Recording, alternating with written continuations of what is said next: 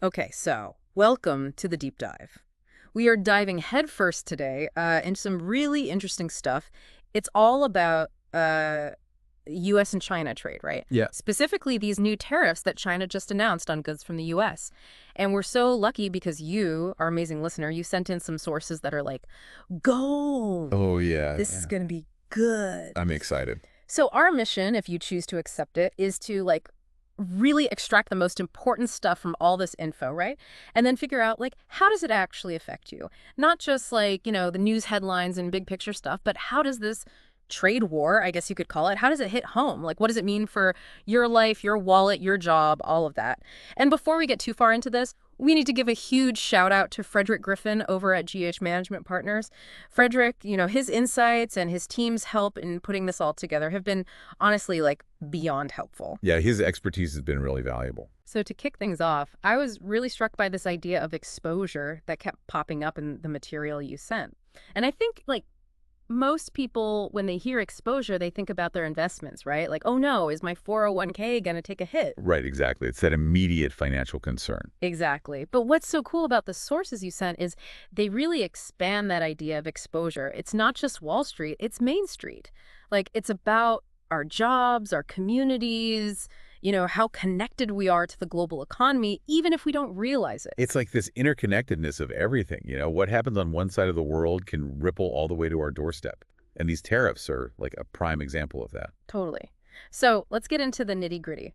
China's new tariffs, they're on a bunch of U.S. exports, and it's not just like a small bump. I mean, the Chinese government actually said that this could make American goods inaccessible to something like, what was it, 125% of their population? Yeah, that's a number they threw out there, and it definitely got everyone's attention. Right. How can that even be possible? 125%. But I think what they're doing is sending a signal, right? Absolutely. It's a very deliberate message. It's like we're serious about this. And that message, I think, is mainly aimed at specific American industries, Yeah. the ones that have really relied on selling to China in a big way. Right. And this is where that whole exposure thing really comes into play. For sure. So for those companies and for the people who work for them, this is a big wake-up call, right? Okay, we need to rethink our entire game plan. Where do we make our stuff? Where do we sell it? Because the Chinese market, which was this huge, dependable customer for so long, it's suddenly gotten a lot smaller and a lot less certain. Absolutely. So which industries are we talking about here? The sources you sent, they point to a few key ones that are in the danger zone, right? Right. And the first one that jumps out is agriculture. It's huge, right? Soybeans, corn, pork. We're talking about billions and billions of dollars in exports to China. Yeah, American farmers have been major suppliers to China, especially as their middle class grew and their demand for these products just exploded. Right. And so now if China's not buying as much, that's a direct hit to the income of those farmers. Definitely. And not just them, right? It's the entire agricultural ecosystem, the people who process the food, the truck drivers, the distributors, a whole chain of people could feel the pain. Absolutely. And geographically, you're looking at states like Iowa, Illinois, Indiana, North Carolina, places where agriculture is like the lifeblood of the economy. It's a chain reaction. And this brings up an interesting point. Why did the crops in particular become so reliant on the Chinese market? Why not sell them somewhere else? I think part of it is just the sheer size of the Chinese market, right? Hmm. As they developed, they needed massive amounts of food to feed their population and their livestock.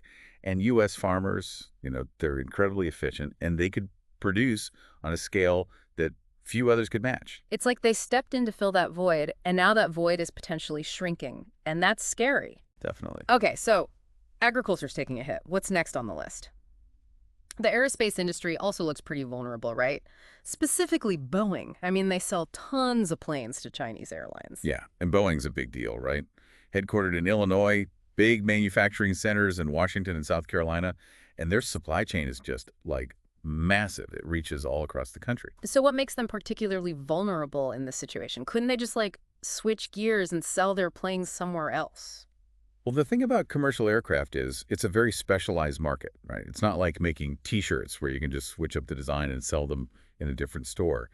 Building these planes takes years. It involves complex technology, and there are only a handful of companies in the world that can even do it. Right. And I guess the other thing is, while there are other markets out there, China was like the big prize, right? Their growth was so rapid, their need for new planes was so huge that it became a core part of Boeing's business plan. Exactly. So shifting focus, like, it's not impossible, but it's definitely not easy or quick. It takes time to establish relationships with new customers, navigate different regulations, and even tailor the planes themselves to meet the specific needs of those markets. And in the meantime, if those Chinese orders dry up, it could create a lot of uncertainty for Boeing and all the companies and workers that rely on them. It's like, even if you can switch gears, there's still this like lag time, right? Yeah, it's not an instant fix. And during that lag time, people are feeling the pinch. Okay, so we've got agriculture, we've got aerospace. Now let's talk tech. Ah, yes, the tech sector. And specifically, semiconductors. I mean, these are like the brains of all our gadgets, right? And companies like Intel, Micron, they've been killing it. And a lot of that success is because of, you guessed it, China. Right. China has become the world's largest consumer of semiconductors, and a lot of that demand is being met by U.S. companies. So how does that exposure we talked about earlier, how does it play out in the tech world? Like, is it just about direct sales or is there more to it? It's definitely more complex than just who's buying the finished product. You have to think about the entire supply chain. A lot of these tech companies, they source components from all over the globe, and the final assembly often happens in China. Right. So it's like a global dance, and if one part of the dance gets disrupted, the whole thing can fall apart. Exactly. These tariffs, they can throw a wrench into the works, making things more expensive, causing delays, and just generally creating a lot of headaches for these companies. And then on top of that, you have the whole issue of innovation. Like the tech industry, it thrives on being able to access large markets to test out new ideas and products. And China, with its huge population and growing middle class, was like the perfect testing ground for a lot of these companies. Absolutely. Mhm. So if they lose that access, or if it becomes a lot more difficult to operate in China, it could slow down innovation and hurt their long-term growth. Which would then ripple back to us, the consumers, right? Like Oh. maybe we don't get the latest and greatest gadgets, or maybe they become more expensive. It's a definite possibility. Okay, so we've covered agriculture, aerospace, tech. Let's not forget about the old guard, the automotive industry. You know, Ford and GM, they've got a huge presence in China. They've got factories there. They sell a ton of cars there. And they also ship a lot of parts back and forth between the US and China. So what kind of impact could these tariffs have on them? Well, I think the most immediate impact would be on those exports, right? Yeah. If it becomes more expensive to ship cars and parts between the U.S. and China, that's going to affect their bottom line. And their jobs, right? If they're selling fewer cars, they might need fewer workers. Exactly. And then there's the whole issue of their joint ventures in China. Right. They've got those big partnerships with Chinese companies to build cars in China for the Chinese market. Yeah, and those partnerships have been hugely profitable for them. But if demand for cars in China weakens because of these tariffs, or just because of the general economic uncertainty, then those joint ventures could start to struggle. And then you get this like double whammy effect, right? They're getting hit on their exports from the US and they're also getting hit on their operations in China. Exactly. And that could force them to make some tough decisions. Maybe they scale back production, maybe they close factories, maybe they lay off workers. It's hard to say for sure, but it's definitely a cause for concern. And it just goes to show you how interconnected everything is, right? Like we think of cars, we think of Michigan, but the reality is the auto industry is global and decisions made in Beijing can have a real impact on workers in Detroit. It's a globalized world, and these tariffs are a stark reminder of that. So we've talked about agriculture, aerospace, tech, and automotive. That's a lot of industries and spans a pretty wide swath of the country, right? We're talking about the Midwest, the South, the West Coast. Right. What are some of the other sectors that might get caught in the crossfire here? Sectors that maybe aren't as obvious. Yeah, I think it's important to think beyond those headline industries and consider the ripple effects, right? Like, what about the transportation and logistics companies that handle all that shipping? If trade volume goes down, they're going to feel it. And the energy sector, right? I mean, the U.S. has become a major exporter of oil and gas, and China is a big customer. Companies like ExxonMobil, they've got a lot at stake. Absolutely. And then think about all the businesses that supply those big exporters, like the companies that make parts for Boeing or the ones that provide the raw materials for semiconductors. If demand for those finished products weakens, it's going to trickle down to them as well. It's a domino effect. It really is. And it's not just about the companies and the workers, right? It's about the communities where those companies are located. Right. If a factory closes in a small town, it can devastate the entire local economy. Exactly.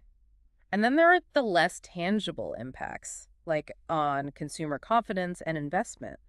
If people are worried about the economy, they're less likely to spend money, and that can further slow things down. And we can't forget about retirees, right? I mean, a lot of people have their retirement savings invested in the stock market, and if these companies are struggling, that's going to show up in their 401ks and their IRAs. Definitely. And then you have pension funds, which are a huge source of income for millions of retirees. Mm. If those funds are heavily invested in companies that are exposed to these tariffs, it could put a strain on their ability to pay out benefits. So it's a pretty complex picture, right? But I think the key takeaway for our listener is this. Even if you don't work in one of these directly affected industries, even if you don't live in one of these specific regions, these tariffs have the potential to touch your life in some way. Absolutely. And that's why it's so important to be aware of this and to understand how it all fits together. The sources you sent, they really drive home the point that this isn't just an abstract economic issue. It's something that can have real, tangible consequences for people's lives. Exactly. So what can our listener do? I mean, it's easy to feel helpless in the face of all this, right? Like, what can one person do to protect themselves from these global forces? Well, I think the first step is awareness, right? Understanding your own exposure, as we've been talking about. Like, Yeah. think about your job, your investments, your community. How reliant are they on these industries that are being targeted by these tariffs? Right. And the sources you sent, they actually offer some really helpful questions for listeners to consider. Like, is your employer or industry heavily reliant on exports, particularly to China? If the answer is yes, then you need to be paying extra attention to what's happening, right? Staying informed about industry trends, keeping an eye on your company's performance, that kind of thing. Exactly. And then there's the question of your investments. Do you know how much of your portfolio is invested in these export-heavy sectors? If you're not sure, it might be time to take a closer look and see if you need to diversify your holdings. And then there's the bigger picture question of your career, right? Like, are there skills or industries that are less vulnerable to these kinds of global trade wars? Maybe it's time to start thinking about developing new skills or exploring different career paths that are more focused on domestic markets or essential services. Absolutely. It's about being proactive and thinking ahead. Like, what are the trends that are going to shape the economy in the future, and how can you position yourself to succeed in that environment? It's not about panicking, right? It's about being informed and making smart choices. Exactly. Knowledge is power. So to wrap things up, China's new tariffs on American goods, they're a big deal. They're a sign of the times, a reminder that the global economy is complex and interconnected, and that decisions made in one part of the world can have ripple effects all over the place. And the key takeaway for our listener is this. Understand your own exposure to these forces, and then use that knowledge to make informed decisions about your job, your investments, and your future. It's about taking control of your destiny, right? Even in the face of all this uncertainty. Exactly. And on that note, here's a final thought for you to chew on. As you go about your day, as you read the news, as you interact with the world, think about all the connections that are happening behind the scenes. Think about how the things you buy, the companies you support, the decisions you make, they're all part of this vast global web. And the more you understand that web, the better equipped you'll be to navigate it and to thrive in it. Thanks for joining us for this deep dive. It was a good one. I know, right? Our listener sent us some fantastic material. I can't wait to see what they send us next. Me too. Until then, happy diving. Cheers to